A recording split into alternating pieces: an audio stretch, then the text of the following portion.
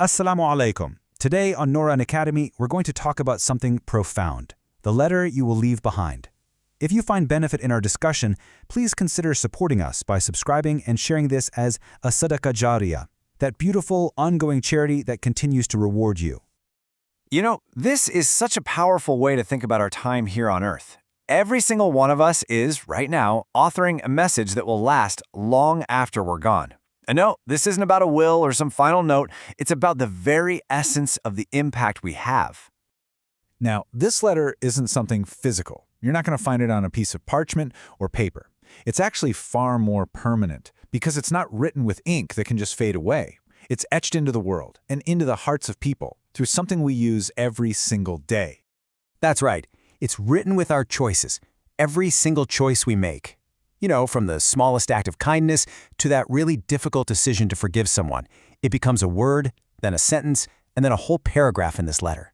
Our character, our principles, how we respond to things, that's the ink. That's the substance of the message.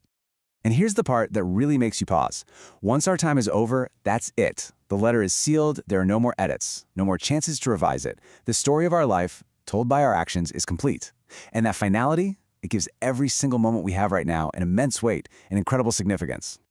So the big question is, who's the audience for this letter? Well, ultimately, it will be read by Allah, subhanahu wa ta'ala, the one who saw every choice, every intention behind it. And it'll also be read by the people who felt the athar, that trace, that impact, that effect of our presence in their lives. Okay, so let's explore how this letter is actually put together. Every action we take is like a stroke of the pen, writing it moment by moment. And it really shapes up to be one of two very, very different kinds of legacies. On one side, a life can leave behind a letter of wounds, a story that just echoes with bitterness and pain. But on the other hand, a life can leave a letter of mercy, one that teaches lessons and brings a sense of peace. And look, notice that key line at the bottom for both. They cannot be edited later. They're permanent. And this really gets to the heart of the challenge we all face, doesn't it? It's all about the ink we choose to write with, especially in those tough moments. Because the world, it's always pushing us to win, to come out on top no matter the cost. But our faith calls us to something much, much higher. Just look at this contrast here. Worldly success tells you, win the argument, justify your revenge, cling to your pride. But success in the Akhirah, the hereafter, it completely redefines what victory looks like. It's found in healing hearts, in choosing to forgive, and in having the strength to soften when everything inside you wants to be hard. And Islam teaches us that these moments, they aren't moments of weakness, not at all. They are legacy-writing moments. To forgive when you feel you have every right to take revenge, to soften your heart when pride feels so deserved, and to just let go of a grudge. This is how you allow Allah subhanahu wa ta'ala to lift you up. Let's consider a powerful story. It's about a man who made a choice that, to the world, probably looked a bit foolish. He forgave someone who never even asked for forgiveness.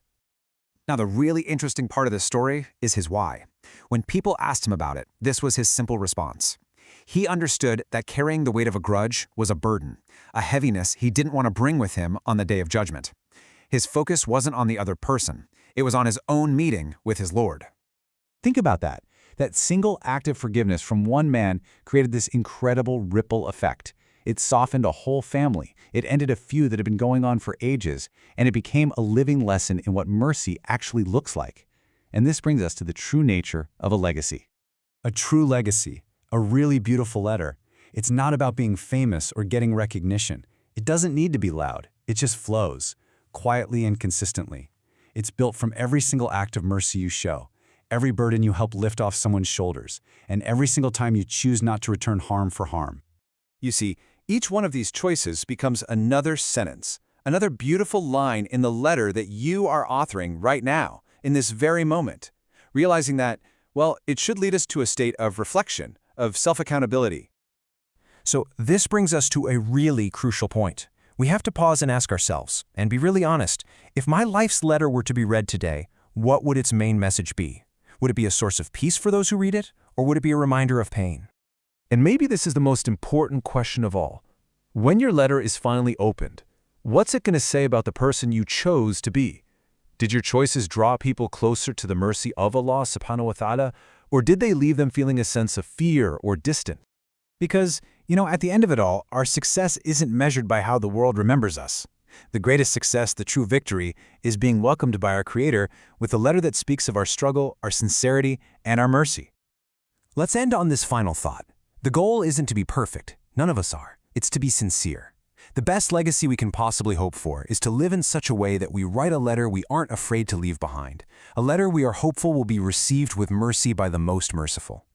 Presented and created by Neuron Studio and Tekken.